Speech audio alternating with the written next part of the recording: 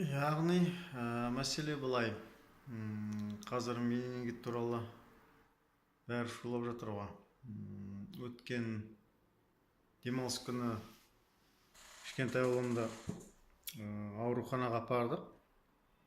Басы ауырды, басының артқы жағы ауырды, температура болды, сосын құсты.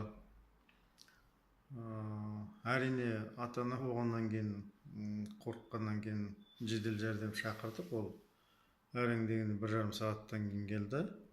Аурухана жаққа апардық. Дәрігер сол жердегі бәрін жақсылап түсіндіріп айтты. Менингит деген жалпы ойларыңызда болсын. Ең біріншіден адамда әлсіздік болады, жарықтан қашады, айғай-шудан қашады. Содан кейін мына бас желке жағы тартылып, бас төмен түсірткізбейді екен.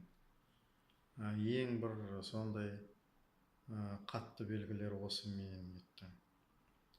Сондай жағдайда ғана, дейді дәрігер айтады, адамның омыртқасынан жаңағындай анализ жасау үшін белгілі бір сұйықтық алынады, сол арқылы анықталады.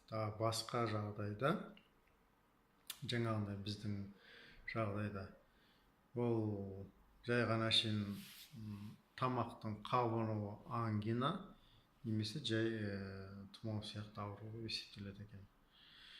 Сол үшін ата-аналар тағы да қайталап айтам, жоғары белгілер жақсылап естеріңізде болсын. Басқа жағдайда қандай да бір байбалам салып, айғай-шу шығарып, қорқудың да, мазасызданудың да, уайымдаудың да керегі жоқ деп ойлаймын.